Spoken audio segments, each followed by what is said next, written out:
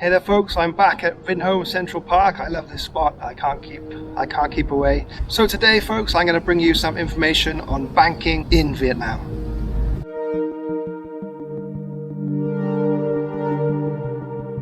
So banking in Vietnam has been notoriously difficult for quite a long time, especially for foreigners. So one of the main issues or problems here is you're unable to send money out of the country without a lot of documentation. So what is this documentation that you need to send money out of the country? Well, the number one thing that they look for is tax paid. So if you want to send money, like your salary, for example, outside of Vietnam, back to your home country or to wherever, using a Vietnamese bank, you're going to have to take your passport, residence card or visa, plus your pay stubs, your pay slips, showing that you paid tax on that income. And then they probably will let you send that money. But compared to other countries, it's very, very tricky, guys. And it's also very difficult for Vietnamese as well. You have to give a reason as well as to why you want to send the money outside the country.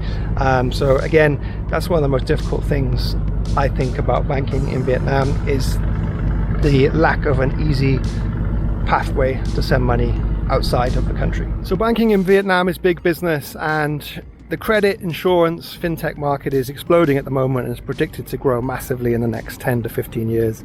Vietnamese people, especially young people, love using apps like Momo and Zalo Pay and FE Credit as well.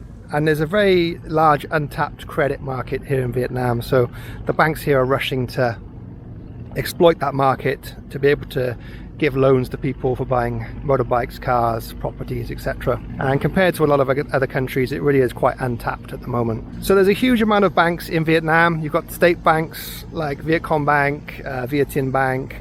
You do have a few international banks like Shinhan Bank from Korea and HSBC, although these banks tend to be a little bit more expensive, in my opinion, to use and are slightly less efficient than the local banking system. So what do you need to open a bank account in Vietnam? Well, you're going to have a visa residence card of 12 months minimum validity. So this is the most important thing. You used to be able to go into a bank with a 3-month tourist or business visa and they would open you an account, no questions asked. But those days are gone, guys. And at present, you're going to need a 12-month visa to open a bank account. One of the issues with that is when the 12-month visa expires, that will flag on their system and they may shut down your account. So one of the problems, and this has happened to me recently, is it takes a long time to renew your work permit and your visa at the moment for various unknown reasons. And there's going to be a bit of a delay period between getting your new TRC. So getting your new TRC is unlikely to coincide with the expiration of your old TRC. So there may be an interim period where you're going to have to get a 3-month business visa. And of course, if you're banking with a bank quite on the ball with these things, and then they may limit or even shut down your account, which is incredibly inconvenient if you're living here, as you can imagine. So what banks would I recommend if you were to come to Vietnam? Well, I mean, I'm not affiliated at all to any kind of financial institution here, but I have lived here quite a long time. So in my opinion, for domestic banking, Timo is probably the best bank, and that's because it's free. So one of the things that you may notice coming to Vietnam is you're going to have to pay a little bit for each time you withdraw cash, each time you transfer money, each time you request a statement.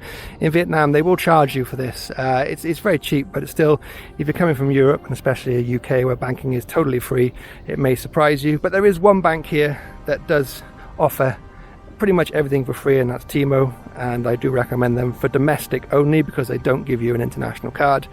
If you need a more comprehensive bank, then I would recommend that you use your home bank, and obviously depending on your situation, they may or may not let you continue to use your home bank in another country, depending on many factors. But I would recommend trying to keep your home bank going as long as possible. And if you need a better solution inside the country, then Vietcombank is one of the oldest state banks here in Vietnam, and they do have a better reputation than some of the other banks. So I would probably go towards a Vietcombank for my day-to-day banking here. So there we go today, folks. I just wanted to share with you quickly some information I've learned about banking from living here over a number of years. So the main takeaway today would be that it's quite difficult to open an account at the moment, and it's very difficult to send money outside of Vietnam. You need a lot of documentation in order to do this. But on the contrary, to send money into Vietnam, that's very easy. You can use the SWIFT system, or I'd recommend you look at Wise. Most foreigners here tend to use Wise, which used to be TransferWise. They will convert your currency into Vietnamese dong for you and send that from local bank to your local bank here. It's very fast and it's quite cheap. So I recommend looking into that if you need to send money into Vietnam. Okay, folks, think about giving the video a like and subscribing if you haven't already. I'd love to have your support. Have a great day. See you later.